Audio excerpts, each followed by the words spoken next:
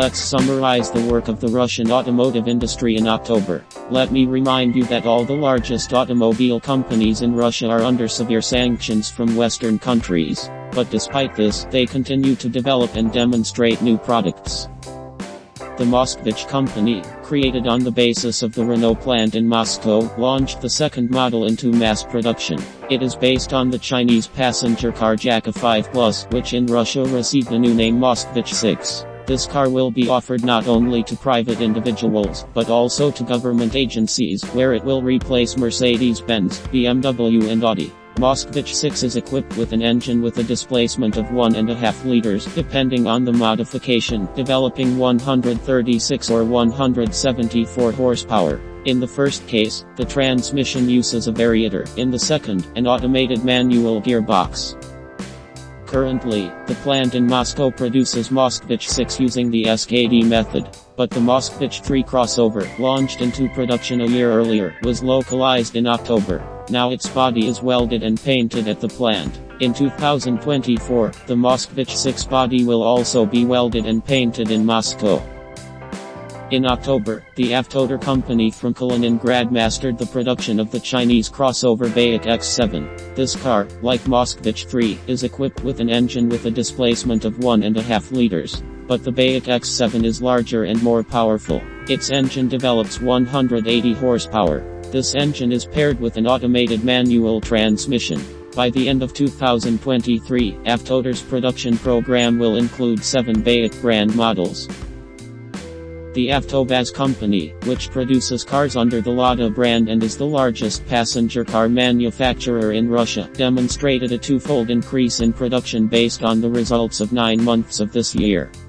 In October, the company launched a sports modification of its budget model, which was called Lada Granta Sport. It features a souped-up engine and sporty suspension tuning. Avtovaz has restored production of the most stylish two-tone modification of the Lada Vesta sedan, in which the roof and side mirrors are painted black. The Ulyanovsk automobile plant, specializing in the production of SUVs, known under the UAZ brand, has produced an exclusive series of 120 off-road minibuses, which is dedicated to the 65th anniversary of the development of this very popular utilitarian car in the series in Russia. Inside, improved interior trim, outside, special yellow or green body paint.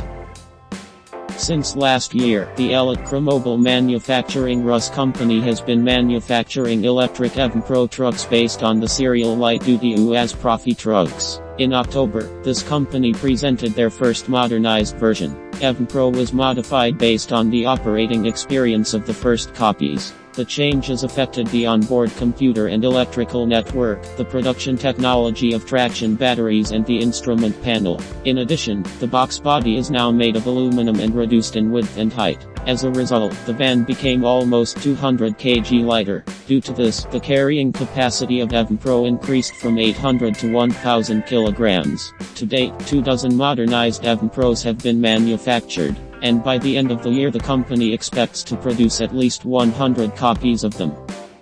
About a year ago, I talked about the Russian Iveco Tracker, a heavy mining dump truck with an 8x8 wheel arrangement, produced in the city of Mias by the Iveco M joint venture. Now the Iveco brand is neither in the name nor in the number of owners of this enterprise, and Iveco trucks are not in its production program. But this company, which is now called M10B, has already found a new partner, not in the west, but in the east, and it restored production of the previous line of heavy trucks. And again it began producing all-wheel drive dump trucks with 4 axles, the first batch of which was produced by M10B, delivered to the customer in October.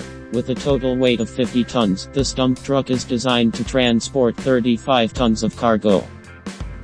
The main Russian manufacturer of heavy trucks, the KAMAZ company, has already shown all of its main new products this year at recent exhibitions. But a few days ago, KAMAZ released data on the production of its newest flagship model K5, developed and produced jointly with the German Mercedes-Benz trucks. When the German partner left Russia, KAMAZ suspended the production of this model, since it was heavily saturated with Western components. But KAMAZ designers quickly localized the components or found their suppliers in China. Therefore, K5 trucks returned to the assembly line and their production began to pick up pace again.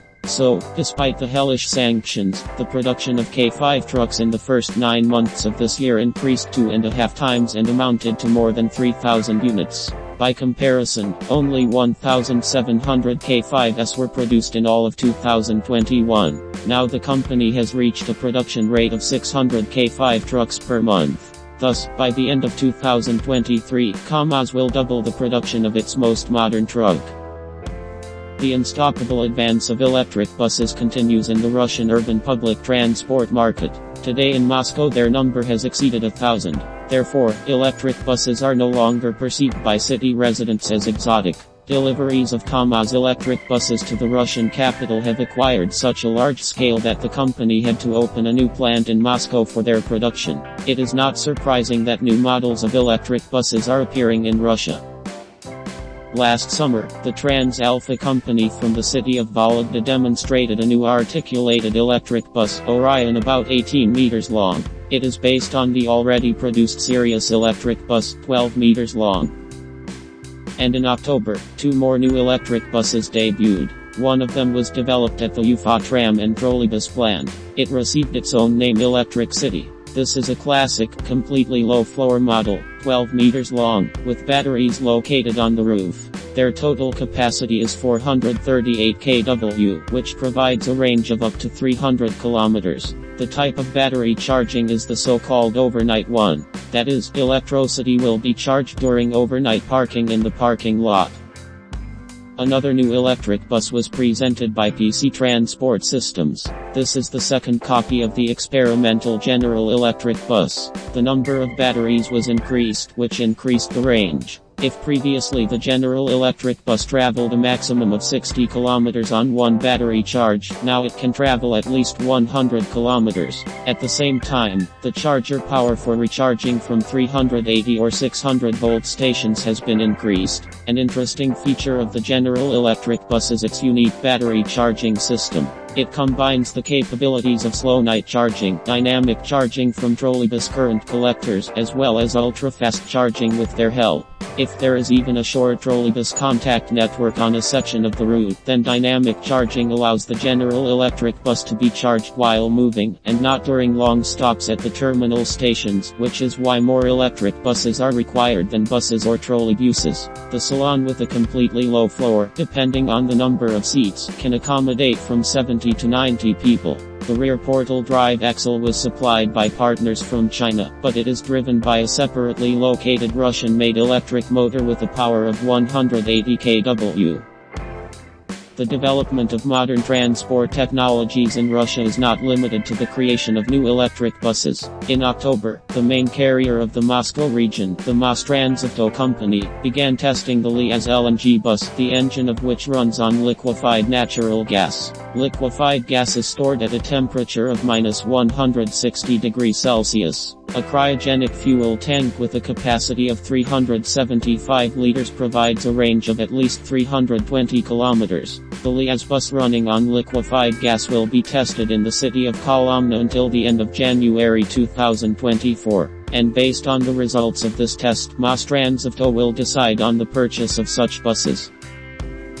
And one more interesting detail. Finding itself under sanctions, Russian industry began to develop at such a high pace that the country no longer had enough engineers and workers. Unemployment has fallen to a level unprecedented in the history of Russia and today does not exceed 3%.